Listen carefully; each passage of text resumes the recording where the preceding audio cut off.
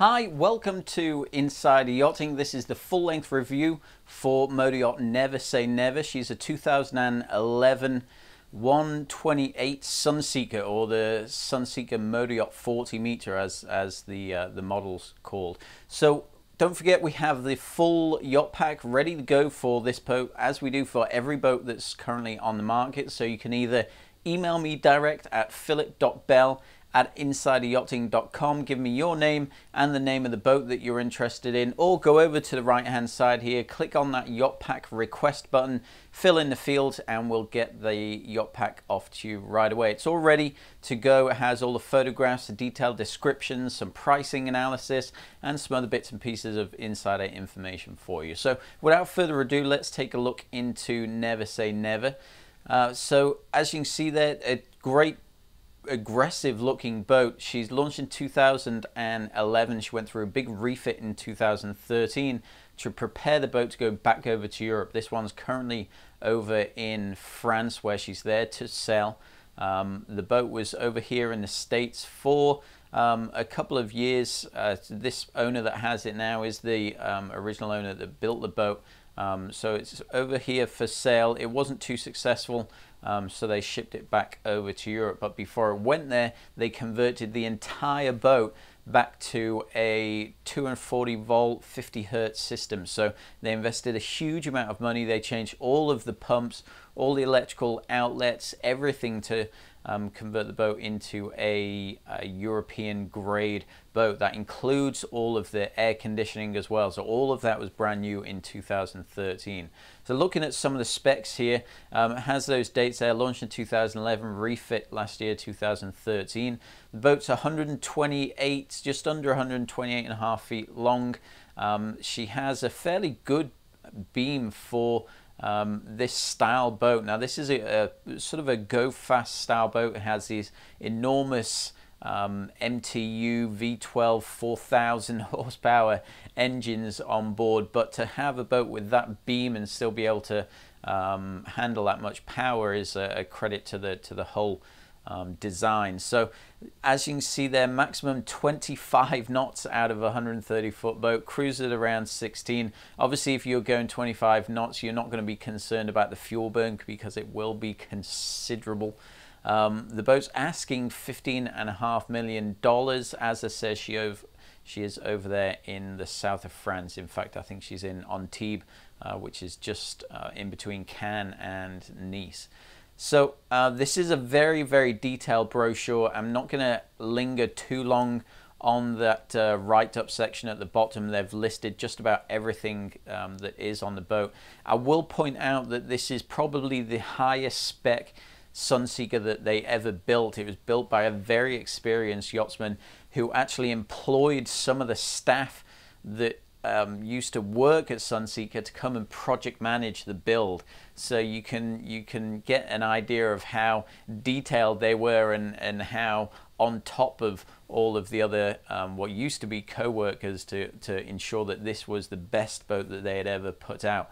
And in fact, it went to such a degree that Sunseeker actually ended up losing money on this boat, because they held them to the nail and really forced them to create a above average product that usually comes out. The Sunseekers are a good line, but this one is definitely sort of cream of the crop. So looking at the photographs here, this first one that we see, this is of the main salon. You see they have that new design that Sunseeker came out with, those sliding doors, the glass doors on either side. Then they actually have the drop down section to the bulwark, so it creates almost a balcony feel. So a great feature there. It's turned out to be hugely popular for them. The interior, they had an out-of-house interior design team come on board. That package alone, just for the design consultation, was $1.5 million. So you start to see the amount of money that was invested in this boat. So beautiful job they did of the interior. Great use of color.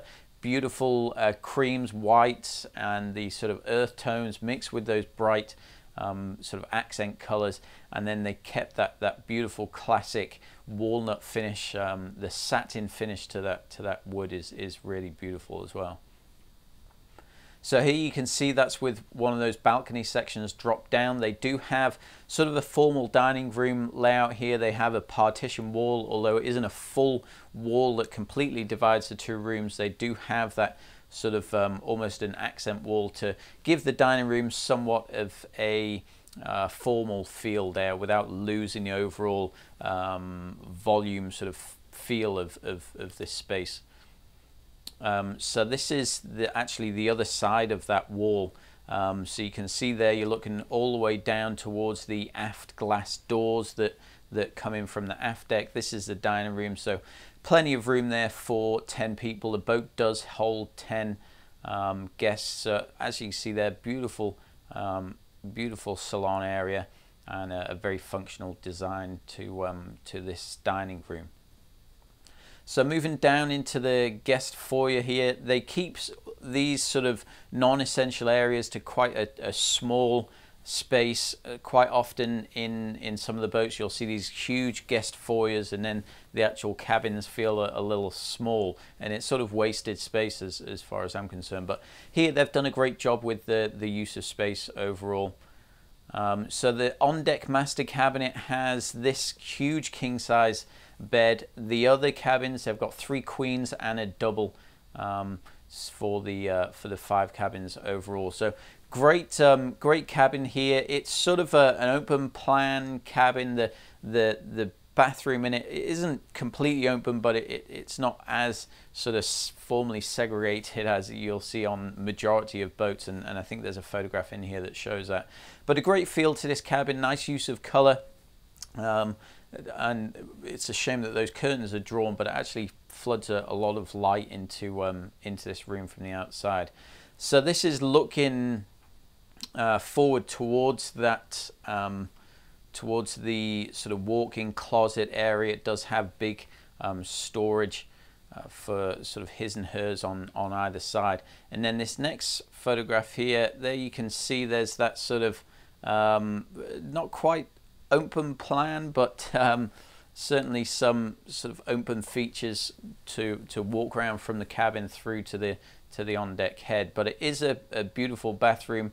There you can see more use of those accent colors, beautiful marble countertops, marble floors, and a nice large shower there to go with it. I love those standalone sinks there on the vanities also.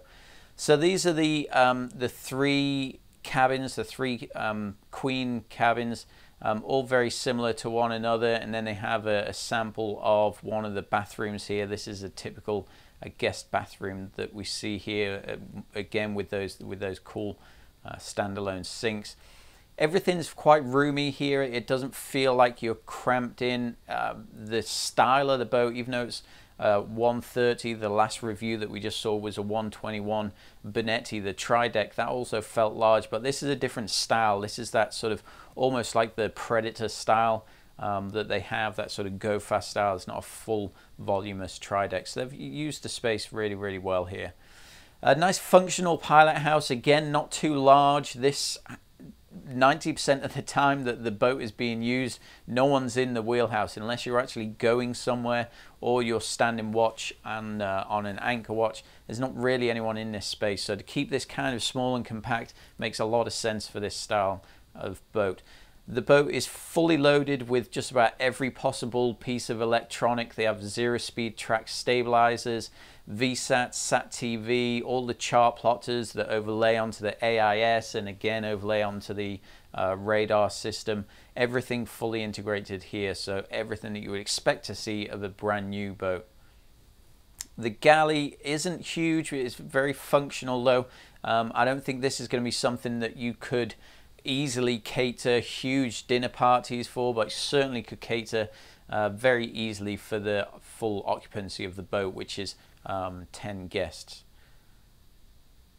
Down into the crew mess, again not a huge crew mess, but certainly ample for the number of crew that they have on board. And then let's take a look at some of the exterior spaces. So this only has the 2 decks. It has that aft deck on the main deck, and then a fairly sizable sun deck area. It's not a tri-deck, it doesn't have that bridge deck or the sky lounge level.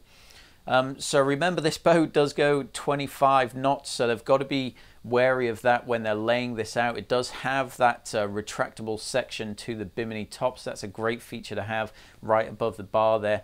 But they have a very heavy duty plexi, or it's not isinglass, it's called, the manufacturer is actually called Easy to See Wine. It's a heavier duty isinglass, can stand up to much more rigorous sort of winds and rigorous environment, which you definitely need at 25 knots. So that's what they have here leading forwards. You can see some of the supports there for the bimini top.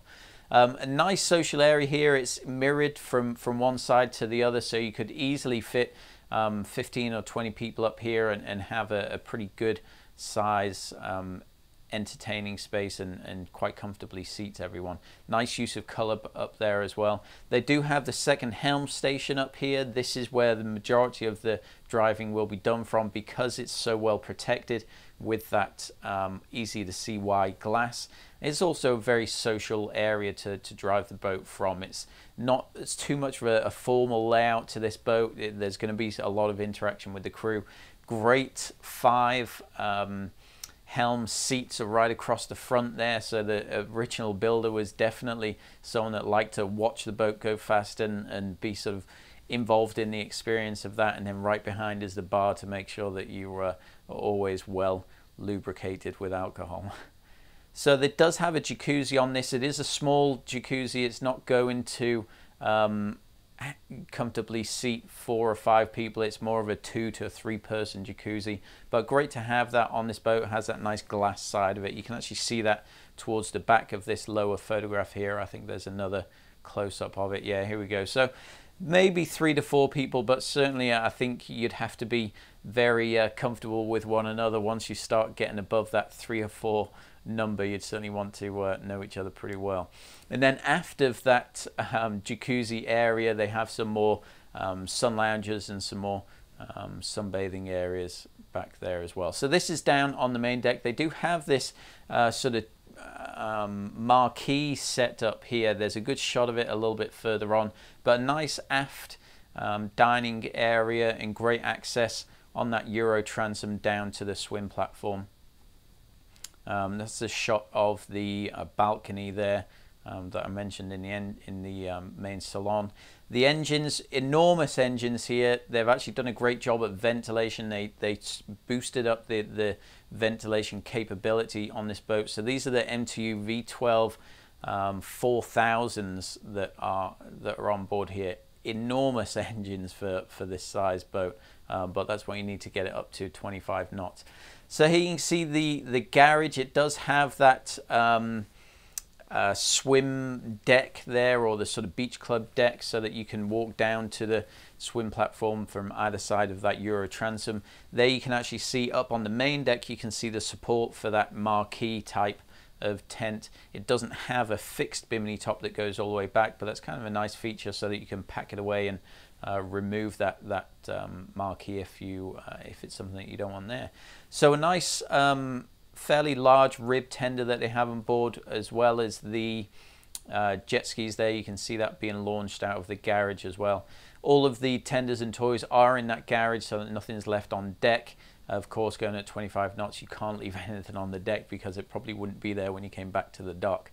One other area that we haven't seen yet is up on the bow. You can see there there's a little sort of coffee table area, and then in front of that are some sun lounges. So a great area for if you are underway and you want to be out there in the wind. A pretty cool area to chill out on the bow there. There's some more running shots of the boat. So very aggressive lines, but a good looking boat. I love the blue hull. They did launch a lot of these with the white colored hull, but I think the blue does a great job on here. And there's a deck plan.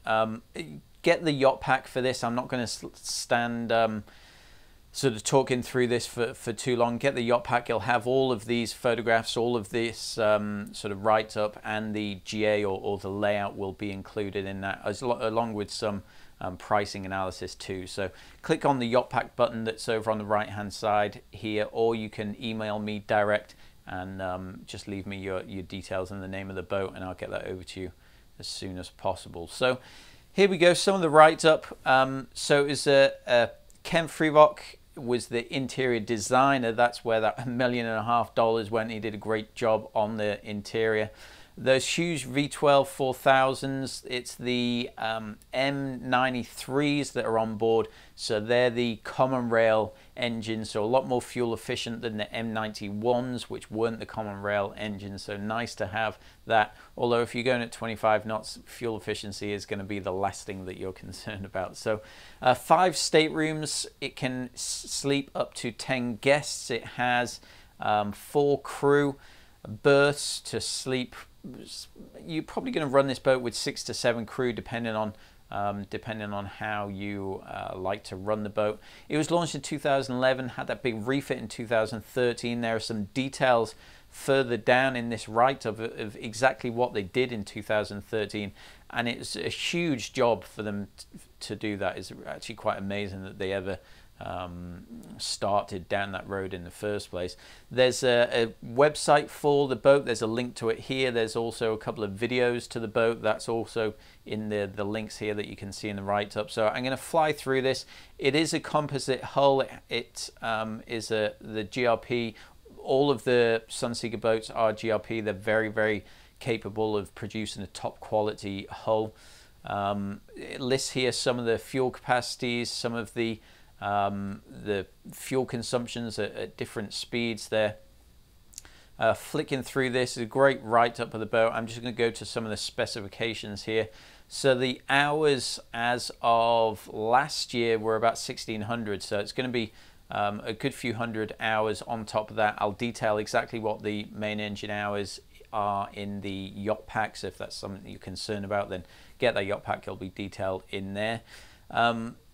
The port and starboard generators are very similar in hours. I like to see that. It means that the engineer on board has always been very attentive and very aware of keeping the overall machinery wear on either side similar from one to the other. So that's great to know. Both are around 3,300 hours. That's probably closer to around 4,000 hours now. So here you can see that the boat is 50 hertz and 240 volt. That's been converted from the 110 volt 60 hertz, which it was originally designed to. So a nice thing about doing the conversion that way is that the boat would have been built initially with the heavier grade cable. So downgrading the amount of current that would go through that cable down to the 50 hertz and the 240 volt. Remember, you go higher in voltage, your currents will be lower, so you don't need as heavy a grade cable. It means they didn't have to replace all those cables. Now, if the boat was built to a 240 volt 50 hertz and then you converted it over to 110 volt, that's when you start having to replace all these cable runs, and it's really much more involved job. But even so, the work that they did here was quite considerable. So it's now a 50 hertz boat. They replaced all of the air conditioning equipment. They replaced every pump and motor on the boat so that it was a 50 hertz boat. Some of the owners that do these electrical conversions don't bother replacing all those pumps. And all it means is that the pumps will either be running slightly faster or slightly slower, depending on whether you're doing the conversion one way or the other way. It's not a huge deal, but it isn't good for the pump. The pump's life will be greatly reduced, and it's also not good for the piece of machinery that pump is serving, because the machinery was designed for a certain amount of flow of whatever you're put into it. Anyway, getting a bit involved there, but they've done the conversion correctly is the point that I'm putting across, and all of that's detailed here. You can see they've got the bow thrusters, stern thrusters, zero-speed stabilizers, 2 water makers on board. They have the great Hammond sewerage plant, which is a great European manufacturer. You see it in all of the Dutch-built boats, so like the Fed ships, and the German-built boats like the Lewisons. So all of the equipment here is all listed. Everything that you'd want to see in a much larger boat is here, even though it's just a 130. And I say just a 130, but there's a certain amount of equipment that you just simply can't fit into a 130 that you do see on the larger boats, but they seem to have crammed it all in here. VSAT, SAT TV, all of the Wi-Fi throughout the boat, the VoIP lines for the wireless, the internet-based telephone calls, all of the radar, the gyros, all the AIS chart plotters, everything that you'd hope to see on a boat. So I'm going to flick through this. Like I say, get the brochure and you can read through it yourself. As you can see, hugely detailed here. They've got all the upgraded stainless steel Miele appliances in the laundry and in the galley, details of firefighting, all the safety equipment, and it keeps on going with safety equipment, and I think we're at the end of the brochure there. So as you can see, very, very detailed write-up. They've put a lot of effort into making sure that these brochures really portray the true condition of the boat. It details here that they've got the extended warranties for the MTU main engines, so that's another bonus. That's a great value. I think those warranties go through 2016. So as a product, this Never Say Never, it is asking a higher price than any of the others that are on the market, but it's definitely well deserved that higher price. As far as the overall owner experience with any boat, you're going to have a much better experience with this 130 Sunseeker than you would with any of the others, because it was built to such a high standard. So get the yacht pack. It is over in Europe. It's very easy to see. It's down there in Antibes. It's going to be there until it sells. Email me direct. Give me your name, the best email address for you, telephone number if you want to have a chat about it, and I'll get all the details over to you as soon as I can. Now, that's it. Thanks for joining me, and I will see you next time.